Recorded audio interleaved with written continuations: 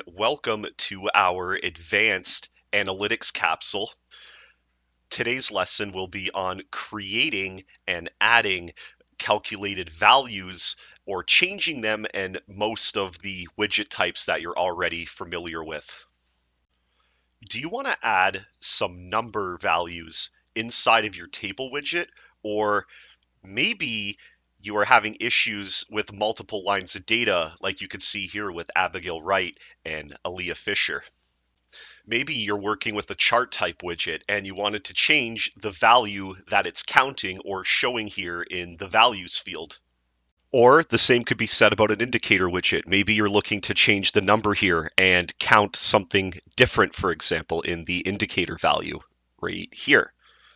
Well, if you answered yes to any of those questions, this video is definitely for you, and we're going to use or manipulate the calculated values in the back end to make this happen on a few different widget types. So this video is definitely for you if you're answering yes to any of those questions there.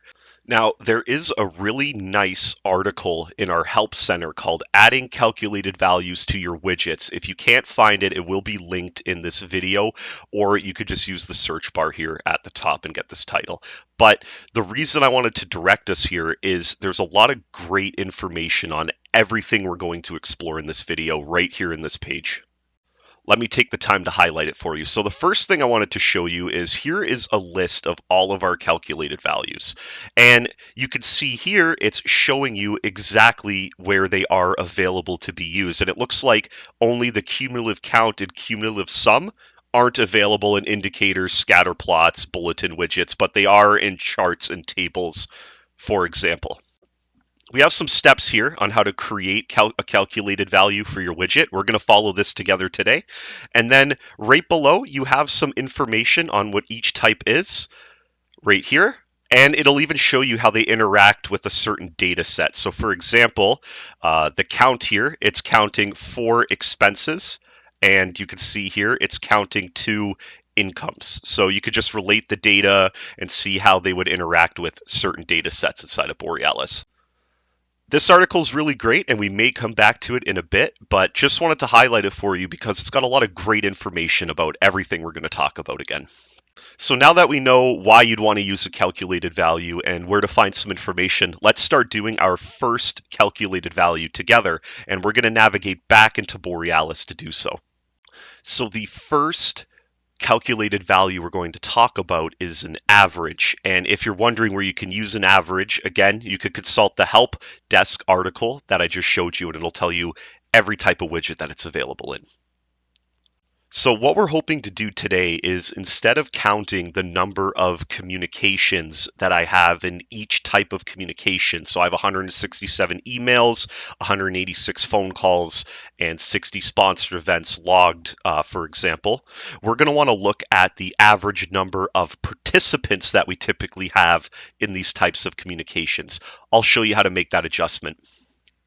So if you ever need to adjust the calculated values, you can always do so by scrolling down in the left-hand side here when you're editing your widget, and you just need to find the calculated value section. Now, if you wanted to add in a new calculated value, it's just as easy as clicking the blue Add button, selecting the type that you want. We're going to go with average right now. Then picking the the numeric thing that you want to average out. As you see, you're very limited. You don't see subject categories, type of communication here, more so related to the numeric data that Borealis generates. So we're curious, for example, in looking at the average number of participants we have in these different types of communications. So let's select that. Now, we do have the option of editing the name of this calculated value. We won't. This one's actually really good, but I'll show you an example of it in another one we do. And that's how easy it is to create your calculated value. But we do have another step. We do need to add it into the widget now. How we can do that is we just need to go back up to the top and find the area that says values. And this is mostly for chart type or indicator type widgets. You'll find this value section. And if you notice, our new calculated value has appeared here. And we can now deselect the number of communications and actually see our average number of participants per these different types of comms. So let's click on it, and you can see that it has changed drastically the numbers that are being displayed. Let's go over them. Now, what it's showing me instead is the average number of participants I have in each type of communication. So, for example, all of my emails taken into account, I average about 2 participants per email and about 3 for my one-on-ones, and it looks like 2 for the other categories as well. But you saw that we were able to change the data and create a new calculated value just like that. And that's how the average works. Feel free to try it out on other widgets. You can always swap back to the original if you want to.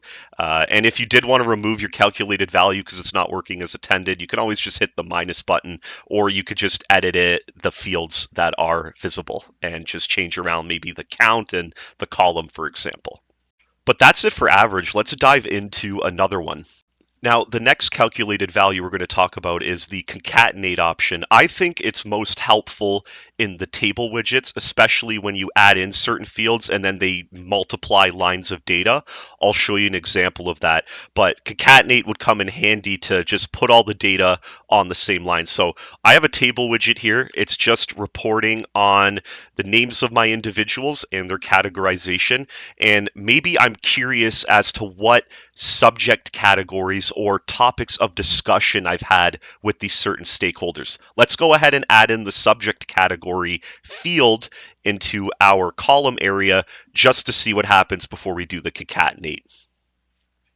So I'm going to add in the subject category field to see what subject categories some of these stakeholders are involved in. So I'm going to hit add column, just going to search it up, find the communication section because I want to see what subject categories these individuals are involved in.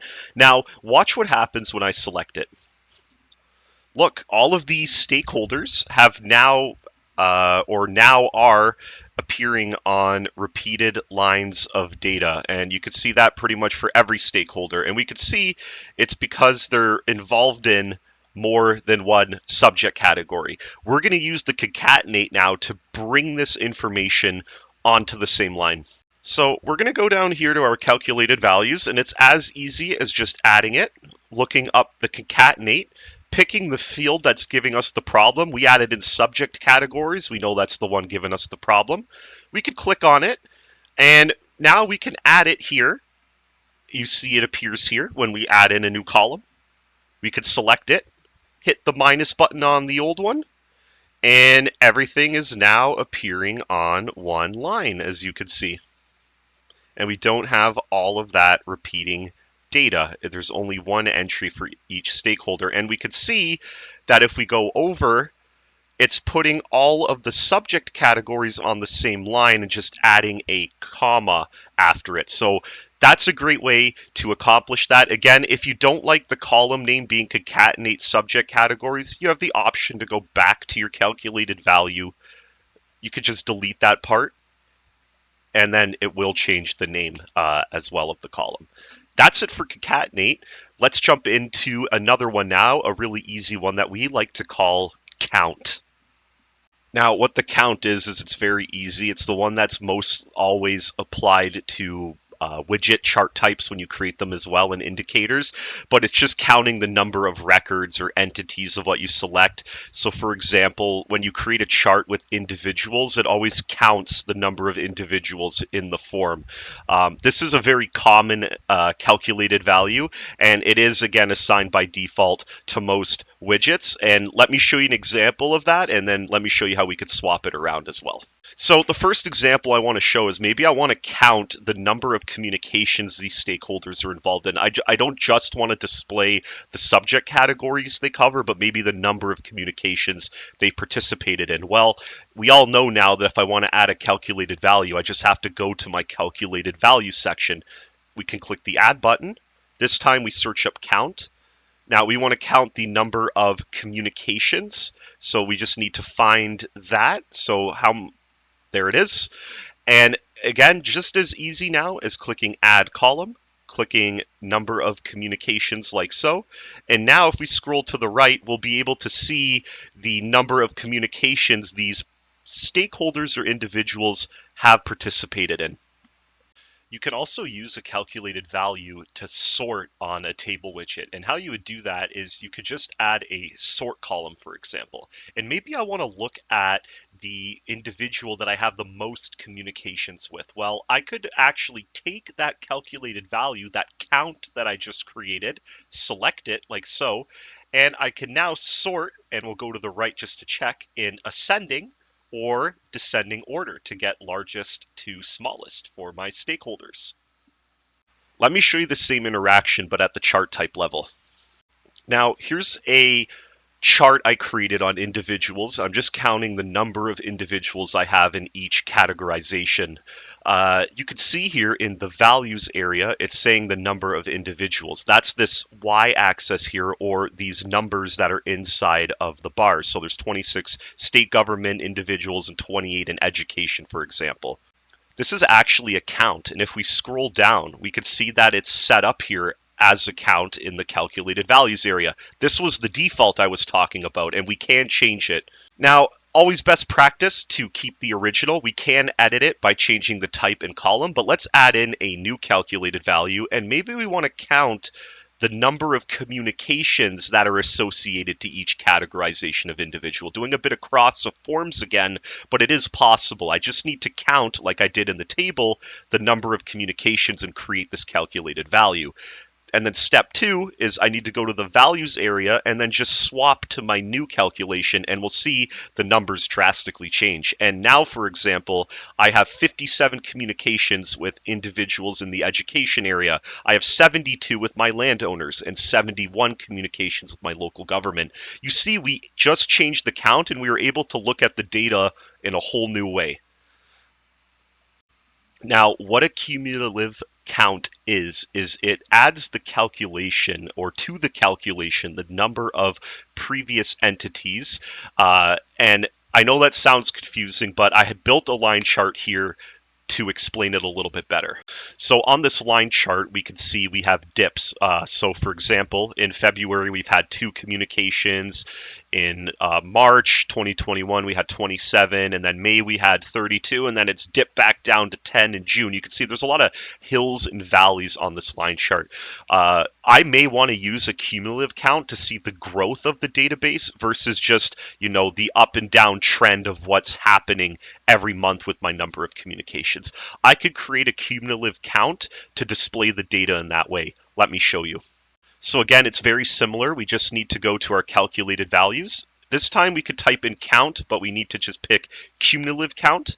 Now we want to cumulatively count the number of communications because we want to see the growth of our database over time, not just the hills and valleys that are happening every month or the up and down trends. And again, as easy now to go to my values, and I'll swap it to my new calculated value. And now you see the line chart is being displayed in a different manner. Instead of having hills and valleys, it's just adding, as we said. So in December 2020, we had 2 communications, and now we had 4. So that means in December we had 2, in February we had 2, the total being 4. And then now in April of 2021, we have 61 communications, which means between February and April, there was a growth of 57 communications. And we could see the upwards growth and how steep or how flat it will come out at, as shown up here, with the cumulative count. Now, I gave an examples of our most commonly used ones, the last few being cumulative sum, maximum, medium, and minimum. We're going to cover all at once inside of the Help Center using that table. I think it's a way better example than what I could generate. Now, how the cumulative sum would work, and that's the first one we want to talk about, is it works much like the cumulative count, but it keeps in reference the numeric data that might be there. So a good example is if you're donating $1,000 in January and then $2,000 in February and then another $2,000 in March, you don't want to see the hills and valleys like I did 1,000 in January, 2,000 in February, 2,000 in March. You want to see maybe the total donations or contributions over the year your company has done. Well, the cumulative sum will add that up. So it'll say, well, we've done 1,000 in January, We did 2,000 in February. Now the total's 3,000. And then we did another 2,000 in March. Now the total displaying will be 5,000 instead of just those individual values. It cumulatively adds up numeric type values in Borealis. And the last three I want to cover is the maximum, medium, and minimum. These just pull, again, from the list, the highest, lowest, and middle number. So we can see in expenses, the highest number is 5,000. And then in our data here, the maximum it pulled was 5,000. And the median of all these numbers here is, or half, I guess, of everything would be 2,500. And then the lowest number being 1,000 in the expenses area. So that's what the maximum, median, and minimum do.